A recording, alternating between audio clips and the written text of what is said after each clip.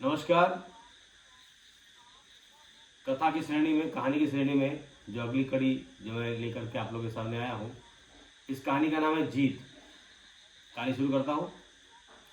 आर्यन और अंशु दोनों एक दूसरे को बहुत पसंद करते थे। बीसीए करते समय दोनों में दोस्ती हुई थी। दोनों के विचार भी आपस में मिलते थे, इसलिए जल्द ही उनकी दोस्ती प्रेम में बदल गई थी। उनका प्रेम कभी भी उनकी पढ़ाई में बाधक नहीं बना। दोनों ने प्रथम श्रेणी में बीसीए उत्तीर्ण किया और एमसीए करने के लिए आर्यन दिल्ली विश्वविद्यालय चला गया तथा अंशु का चयन चेन्नई विश्वविद्यालय में एमसीए के लिए हो गया। दोनों भले एक दूसरे से दूर हो गए थे, पर उनका हृदय पास पास ही था। दोनों दिन में एक बार बात कर लिया करते थे। दूरियां व जुदाई भी उनकी पढ़ाई में बाधा उत्पन्न नहीं कर सकी। दोनों ने यह तय किया था कि अपने परिवार को अपने प्रेम की जानकारी सफलता हासिल करने के बाद ही देंगे। समय बीतता गया। दोनों ने एमबीए की परीक्षा बहुत ही अच्छे अंकों से पास की। इसी बीच आर्यन का चयन न्यूयॉर्क में एक निजी कंपनी में हो गई। सालाना 90 लाख का पैकेज था। इस बात से जहां एक और अंशु खुश थी, वहीं दूसरी ओर वह दुखी भी थी। बिछड़ने का गम था। दोनों अपने शहर आ चुके थे। शाम को दोनों पार्क में मिले। अंशु के गिरे हुए चेहरे को आर्यन पढ़ चुका था। वह समझ चुका था कि अब वह उसके बिना नहीं रह सकती।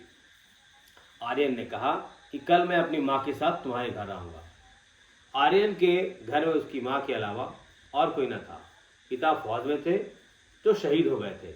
माँ ने ही उसका लालन पालन किया था। वह अपने दिल की बात अपने माँ से हरदम कहा करता था। दोनों के परिवार में उन दोनों की दोस्ती का पता था, पर यह पता नहीं था कि वे दोनों आपस में प्रेम भी करते हैं। दूसरे दिन आर्यन अंशु के घर उसकी मां के साथ पहुंचा। क्योंकि दोनों परिवार समझदार थे तथा यह भी जानते थे कि विवाह के लिए योग्य वर और योग्य वधू की आवश्यकता होती है।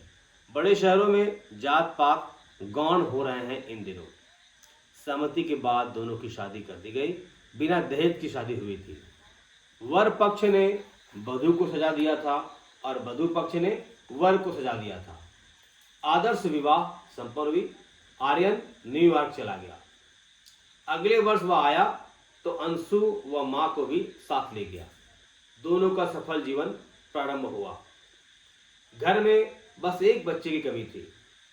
भारत से जब भी रिश्तेदार के फोन जाते थे तो लोग यही पूछते थे कि फोन पर बच्चे की आवाज कब सुनाई देगी।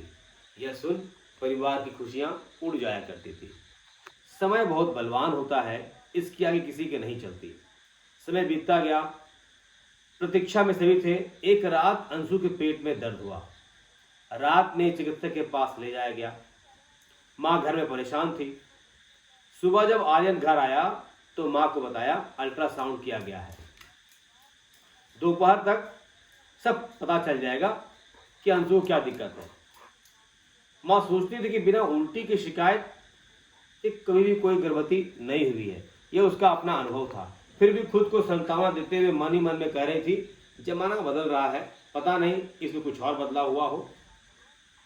आर्यन तैयार होकर अस्पताल जाता है। डॉक्टर उसी की प्रतीक्षा कर रहे थे। उन्होंने बताया कि अंशु गर्भवती है, पर एक संकट भी है।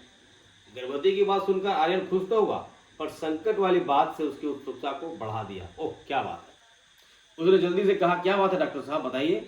डॉक्टर ने चौंकाने वाली बात कही कि अंशु के गर्भ में एक कन्या भ्रूण के साथ साथ एक ट्यूमर भी विकसित हो रहा है। उससे उसके जानू खतरा हो सकता है। मेरी राय है कि आप उस ट्यूमर को निकाल दें, साथ ही भ्रूण को भी निकालना होगा। आर्यन की मां जब इस बात की जानकारी आर्यन की मां को हुई तो उसने कहा, मुझे अंशु चाहिए, बच्चा बाद में भी हो जाएगा।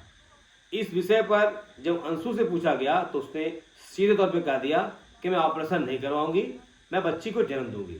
इसके बाद अगर मैं मर भी गई तो मुझे फक्र होगा कि मैं बांझ नहीं मरी तथा एक कन्या को जन्म देकर मरी। सभी परेशान थे, क्या होगा। हर 15 दिन में उसे डॉक्टर के पास ले जाया जाता था। अंशु का पेट भी बहुत बड़ा हो गया था। 9 महीने बीतने में 9 साल लग रहा था, ऐसा महसूस कर रहे थे लोग।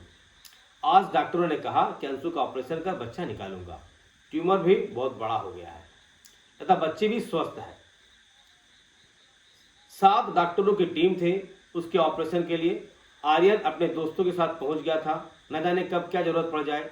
सबसे बड़ी बात यह थी कि लंबे चलने वाली ऑपरेशन में रक्त की आवश्यकता पड़ सकती है। डॉक्टरों ने कहा कि अंशु को खून की कमी नहीं है, फिर भी 2 बोतल खून की जरूरत पड़ सकती है। आर्यन व उसके मित्र ने एक एक बोतल खून दान कर दिया था। ऑपरेशन थिएटर निकलने के बाद डॉक्टर के चेहरे बता रहे थे कि ऑपरेशन ठीक हुआ है, सब कुछ ठीक ठाक है। उन्होंने कहा जच्चा बच्चा दोनों स्वस्थ हैं, आप मिल सकते हैं, पर अभी उसे होश नहीं आई है। 1 सप्ताह में सभी घर आ गए।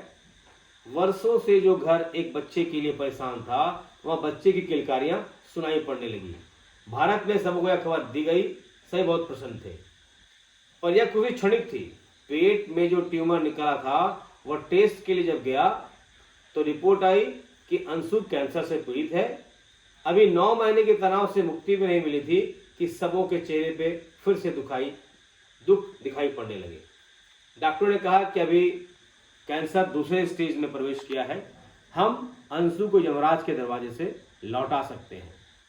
एक और तकनीक का जोर लगा, वहीं दूसरी ओर सभी परमात्मा को याद करने लगे।